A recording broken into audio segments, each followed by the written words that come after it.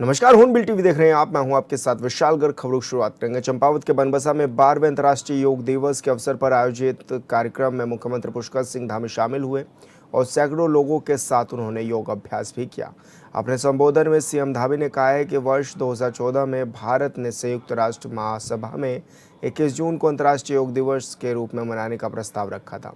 इस प्रस्ताव को विश्व के 177 देशों का ऐतिहासिक समर्थन प्राप्त हुआ, जिसके परिणाम स्वरूप वर्ष 2015 से प्रत्येक वर्ष 21 जून को संपूर्ण विश्व में अंतर्राष्ट्रीय योग दिवस मनाया जा रहा है। उन्होंने कहा कि हमारी सरकार उत्तराखंड को योग और वेलनेस की वैश्विक राजधानी के रूप में स्थापित करने के संकल्प के साथ काम कर रही है। इसी दिशा में पिछले योग दिवस पर प्रदेश में देश की पहली योग नीति लागू की गई, जिसके अंतर्गत योग और ध्यान केंद्रों के विकास के लिए अधिकतम 20 लाख तक की सब्सिडी प्रदान भी की जा रही है। योग, ध्यान और प्राकृतिक चिकित्सा के क्षेत्र में शोध और अध्ययन को प्रोत्साहित करने के लिए राज्य सरकार ने 10 लाख तक के अनुदान का भी प्रावधान किया है। इसके अतिरिक्त प्रदेश में 5 नए योग हब स्थापित किए जा रहे हैं और सभी आयुष, हेल्थ और वेलनेस सेंटरों में योग सेवाओं की उपलब्धता भी सुनिश्चित की जा रही है। मुख्यमंत्री ने कहा है कि योग को केवल 21 जून तक सीमित न रखें, बल्कि इसे अपने दैनिक जीवन का अभिन्न हिस्सा भी बनाएं।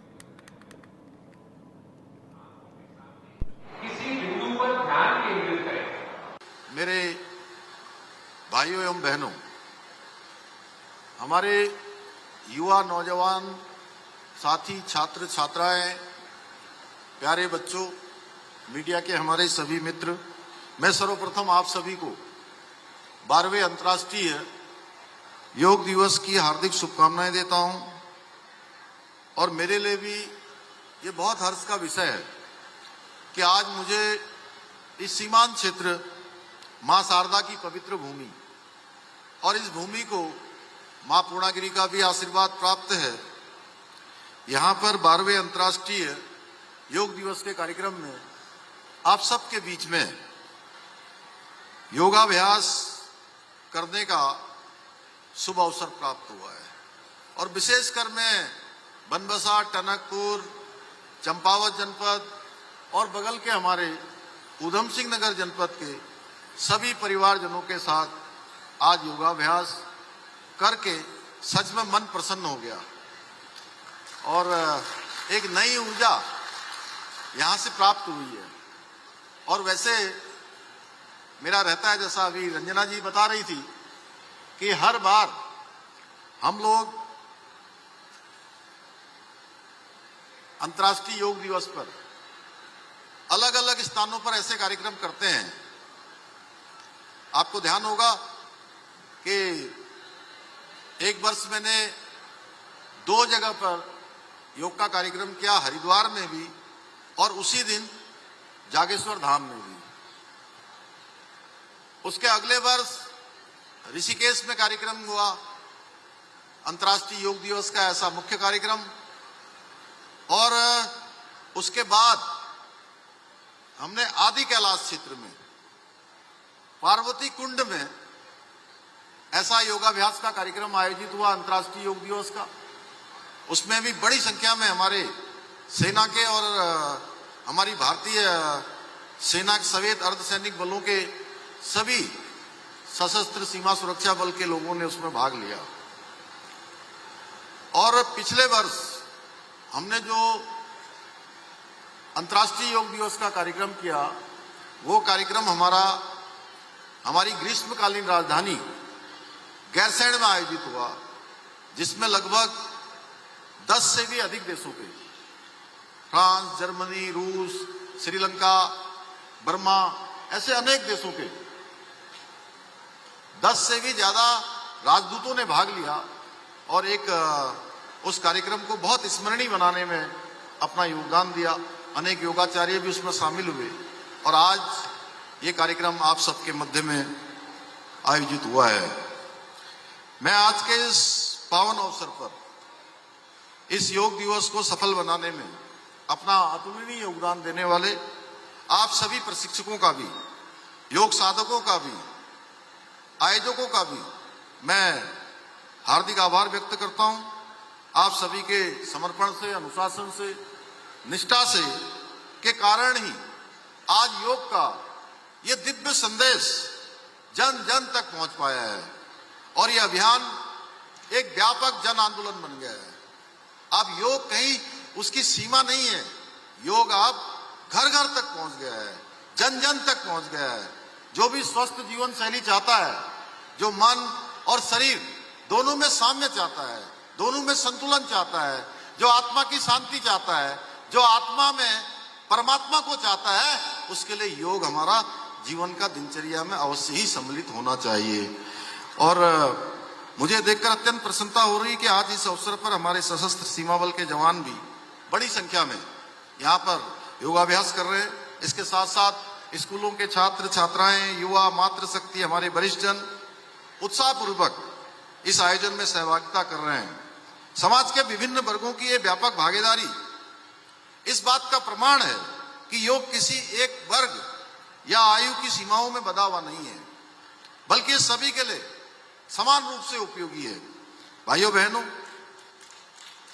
महर्षि पतंजलि ने अपने योग सूत्र में योग की व्याख्या करते हुए कहा है, योगिश्चित्त वृत्ति निरोधः, अर्थात चित्त की वृत्तियों को नियंत्रित करना ही योग है। अल्मोड़ा में अंतर्राष्ट्रीय योग दिवस के अवसर पर योग अभ्यास कार्यक्रम का आयोजन हुआ, जिसमें मुख्य अतिथि के तौर पर केंद्रीय सड़क परिवहन राज्य मंत्री अजय टम्टा ने भी शिरकत की है। इस मौके पर तमाम अधिकारी भी मौजूद रहे। कार्यक्रम को संबोधित करते हुए मंत्री ने कहा कि पीएम मोदी के नेतृत्व में आज करोड़ों लोग योग से जुड़ रहे हैं। आज हर किसी के लिए योग जरूरी है। उन्होंने कहा कि यह स्वस्थ रहने का आधार है, क्योंकि योग कर हर कोई स्वस्थ रह सकता है। अंतर्राष्ट्रीय योग दिवस के आज के 12वें वर्ष के कार्यक्रम में योग भारत की परंपरा है। योग जीवन जीने की एक शैली है, जिससे हम स्वस्थ, सुखी, प्रसन्न चित्त रहते हैं, शरीर स्वस्थ रहता है। और इसलिए भारतवर्ष में वर्षों से इसी योग पद्धति के माध्यम से जीवन पद्धति का संचालन हो रहा है। देश के प्रधानमंत्री यशस्वी नरेंद्र भाई मोदी जी के मार्गदर्शन में आज पूरी दुनिया योग दिवस के रूप में अंतर्राष्ट्रीय योग दिवस मनाया जाता है। इस भारतीय परंपरा को देश दुनिया के अंदर स्वस्थ रहने के लिए माननीय प्रधानमंत्री जी के सहयोग से आज दुनिया स्वीकार रही है।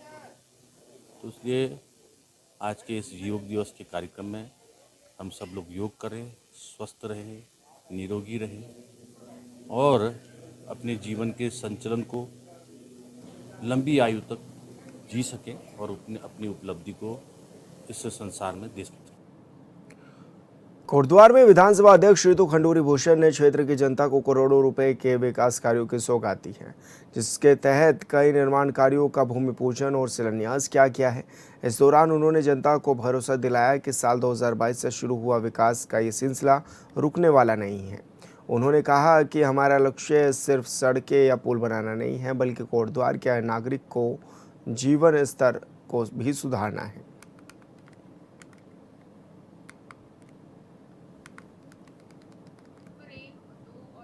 में आज हमने नंबर 1, 2 और 3 में आज हमने विधायक निधि द्वारा जो नए काम किए हैं उनका शिलान्यास किया और आशा करती हूँ कि ये जो कार्य होने जा रहे हैं वो गुणवत्ता से होंगे और लोगों को फ़ायदा होगा इन कार्यों से। पिछले 4-4.5 साल में 1, 2, 3 जो हमारे वार्ड हैं इनमें काफ़ी सारा काम हुआ है, लगातार विकास का प्रयास हुआ है, चाहे वो पुलियाँ हों, चाहे वो नहर को दोबारा से बनाना हो, नहर की सफाइयाँ हों, नलकूप हो, दीवारें हों, सुरक्षा दीवारें हों, ऐसे अनगिनत काम वार्ड नंबर 1, 2, 3 में हुए हुए हैं।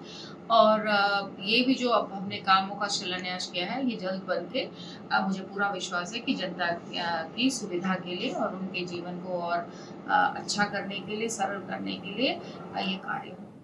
लोहाघाट नगर में स्मार्ट मीटर लगाने पर लोहाघाट विकास संघर्ष समिति की ओर से विरोध जताया गया है। लोहाघाट विकास संघर्ष समिति अध्यक्ष विपिन गोरखा के नेतृत्व में समिति कार्यकर्ताओं ने एसडीएम नीतू डांगर को ज्ञापन भी सौंपा।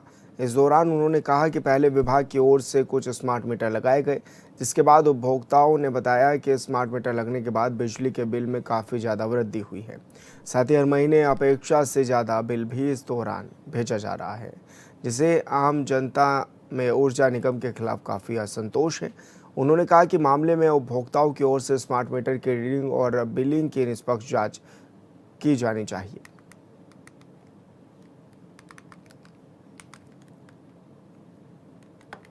100 रुपये जहाँ बिल आता है तो वहाँ 200, 150, 250 रुपये बढ़ के बिल आ रहा है। और साथ साथ में ये इसकी जो विसंगतियाँ ये हैं कि ये फ्लैक्चुअल भी करता है।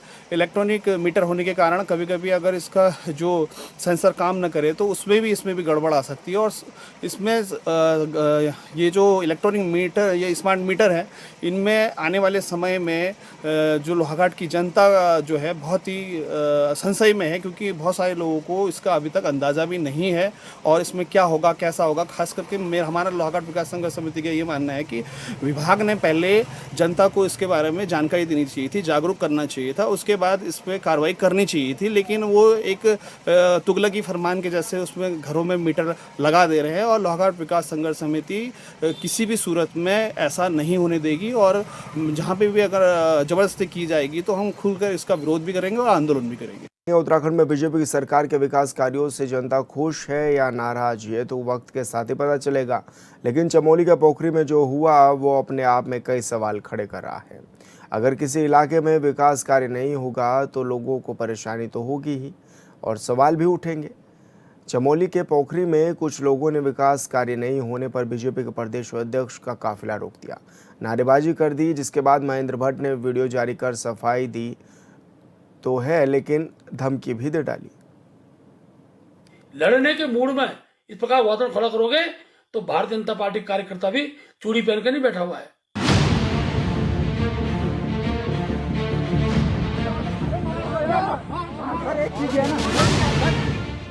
उत्तराखंड क्रांति दल की कार्यकर्ताओं को धमकी दे रहे शख्स का नाम महेंद्र भट्ट है, जो उत्तराखंड बीजेपी के अध्यक्ष के साथ ही बीजेपी के राज्यसभा सांसद भी हैं, जिनका कहना है कि अगर बीजेपी कार्यकर्ताओं को आदेश दे दिया गया तो उत्तराखंड क्रांति दल के नेताओं और कार्यकर्ताओं का घर से निकलना भी मुश्किल हो जाएगा।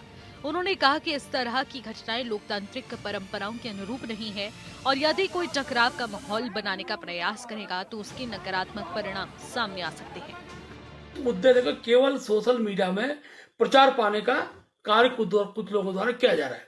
ये लोगों का जनाधार नहीं है, जनता इनको पूछती नहीं है, लेकिन सोशल मीडिया में वीडियो बनाकर कैसे करके अपनी बात को, और एक ऐसे तरीके से जो तरीका कम राजनीतिक दृष्टि से उचित नहीं है। मैं कहना चाहता हूं, क्या उक्रांत का कार्यकर्ता घुस सकता है? अगर मैं बीजेपी कार्यकर्ता कहूं कि उक्रांत के एक कार्यकर्ता का घेराव करो, इस प्रकार की पद्धति रुकनी चाहिए। मैं पहली बार उक्रांत के नेताओं से कहना चाहूंगा, ये घटनाएं पहले भी 1-2 बार उक्रांत के द्वारा की गई हैं। उक्रांत के एक कार्यकर्ता का क्षेत्र में घुसना मुश्किल हो जाएगा।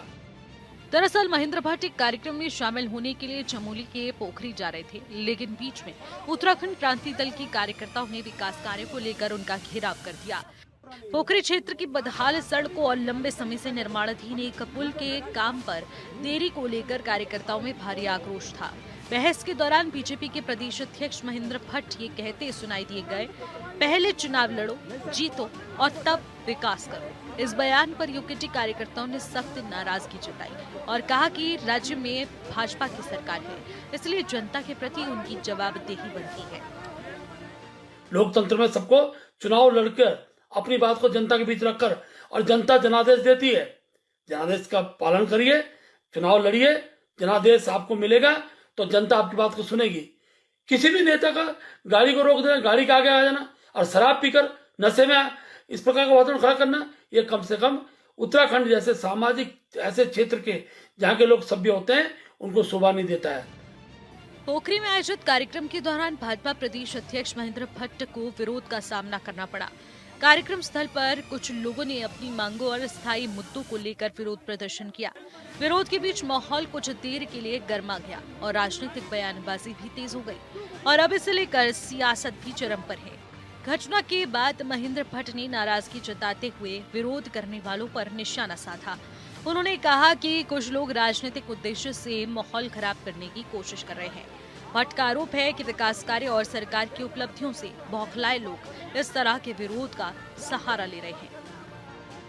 इस प्रकार की स्थितियां अगर बनेंगी तो लोकतंत्र में जनप्रतिनिधियों के प्रति एक प्रकार का आक्रोश का भाव जब खड़ा दिखाई देता है तो उसके नेगेटिव परिणाम भी निकल कर आते हैं। कौन लोग थे? पोखरी से जिनका कोई लेना देना नहीं, कर्णप्रयाग से आकर यहाँ राजनीति कर रहे हैं, मेरे क्षेत्र के अंदर राजनीति कर रहे हैं। जनता मुंह तोड़ जवाब देगी। इधर भाजपा प्रदेश महामंत्री कुंदन परिहार ने पार्टी के प्रदेश अध्यक्ष के बयान पर बचाव किया। उन्होंने कहा कि लोकतंत्र में प्रत्येक राजनीतिक दल को अपनी बात रखने, प्रचार प्रसार करने और विरोध दर्ज करने का पूरा अधिकार है, लेकिन किसी व्यक्ति को धमकाना, उसकी गाड़ी रोकना या अभद्र व्यवहार करना किसी भी स्थिति में उचित नहीं है। देखिए, किसी भी राजनीतिक पार्टी को अपनी पार्टी का प्रचार प्रसार करने का अधिकार है और अपनी पार्टी को भी वो बढ़ाए, इसके लिए भी वो प्रयासरत करने का उसको अधिकार है। लेकिन इस अधिकार के रूप में हम किसी को धमकी दें या फिर किसी की गाड़ी रोकें, ये उचित नहीं है, क्योंकि हम लोग लोकतांत्रिक प्रणाली को मानने वाले हैं।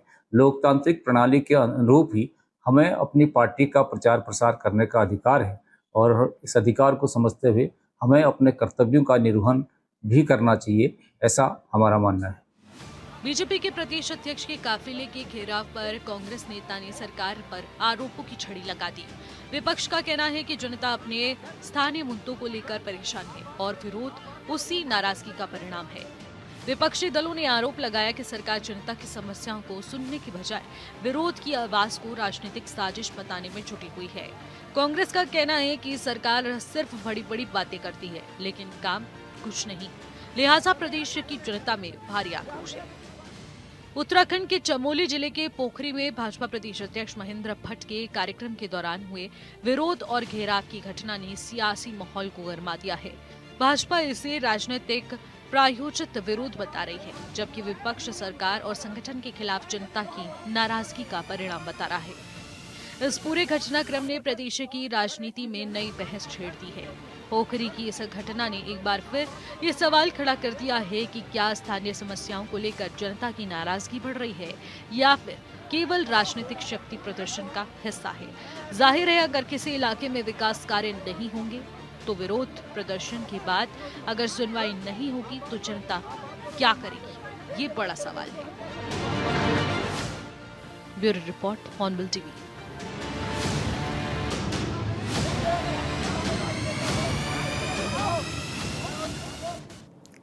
राष्ट्रवादी नवनिर्माण दल के भी विधानसभा चुनाव से पहले उत्तराखंड में दस्तक दे दी है।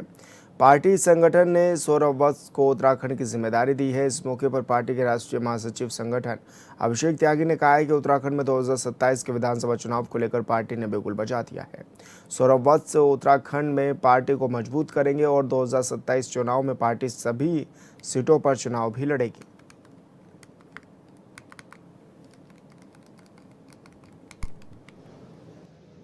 हमने आज पीसी के माध्यम से पत्रकारों को और आज उत्तराखंड की जनता को ये बताया कि आजादी के 70 वर्षों बाद भी अगर उत्तराखंड प्रदेश की हालत ऐसी है तो इसको इस हालत में लाने के लिए कहीं ना कहीं कांग्रेस और भाजपा दोनों पार्टियां जिम्मेदार हैं।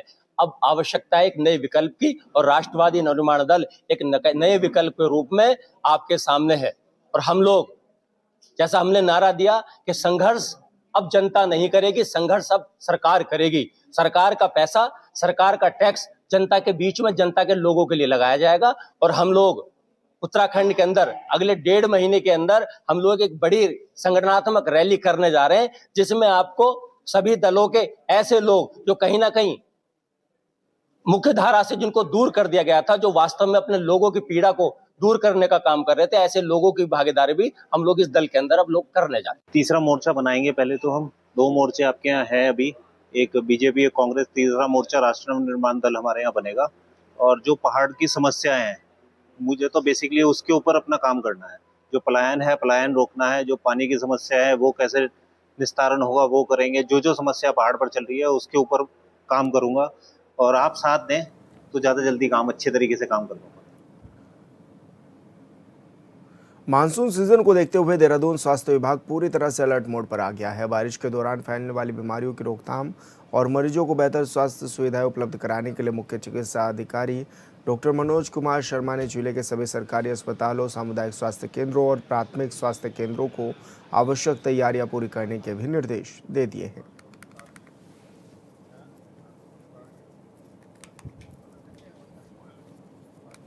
पनपने, मलेरिया के मच्छर पनपने का खतरा रहता है।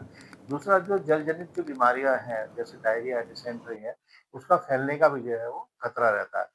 तो इसी संबंध में जो डेंगू की तैयारी को लेकर के हमारा कार्य शुरू हो गया। आशाओं के द्वारा पहले घर से हाउस टू हाउस सर्वे किया जा रहा था। अभी डेंगू वॉलंटियर्स भी हमारे जो द्वारा जो रखे गए हैं, उनके द्वारा भी 15 तारीख से हाउस टू हाउस सर्वे का कार्य शुरू कर दिया गया है। उसमें ये देखा जा रहा है कि कहीं किसी घर में ऐसी जगह पे पानी इकट्ठा तो नहीं है जहाँ पे कि मच्छर पैदा हो सकते हैं। उनको इस बारे में जागरूक किया जा रहा है और उनके सामने ऐसे स्थानों को खाली भी कराया जा रहा है पानी का। और कहीं पे भी देखा जाए कि कहीं इसके डेंगू के लार्वा तो नहीं मिल रहे हैं। अगर कहीं लार्वा मिलते हैं तो नगर निगम के माध्यम से और फॉगिंग और लार्विसाइडल दवाई का स्प्रे का कार्य भी वो किया जा रहा है। इसके अलावा अगर किसी में डेंगू के संभावित लक्षण हैं तो उनको कहाँ पे टेस्ट कराना है और कहाँ पे उपचार लेना है, इसके बारे में भी जो है वो अवगत जो है उनको कराया जा रहा है। फिर इसी तरीके से जो जलजनित बीमारियां हैं जैसे डायरिया, डिसेंट्री है, उसके बारे में लोगों को जागरूक किया जा रहा है। जल संस्थान को भी हमने इसमें पत्र लिखा है कि आप अपनी पानी की लाइनें चेक कर लें। कहीं पे अगर टूटी है लाइन, लीकेज है, तो उससे क्योंकि सीवेज कंटामिनेशन के चांसेस बढ़ जाते हैं, तो उसको भी वो रिपेयर कर लें। अपनी जो ओवरहेड टैंक है जहाँ से पानी की सप्लाई होती है, उसमें क्लोरीनेशन का कार्य जो है वो पूरा करें। गदरपुर के सरोवर नगर गांव में चोरों ने सरकारी चौकीदार के घर से सामान चोरी कर लिया। मौके पर ग्राम प्रधान ने बताया कि जिस व्यक्ति के घर में चोरी हुई है वो गांव में ही चौकीदारी करता है और चौकीदार के ही घर में चोरी हो जाना एक बड़ी बात है। साथ ही उन्होंने कहा कि पुलिस को इस मामले पर जल्द ही कार्रवाई करनी चाहिए।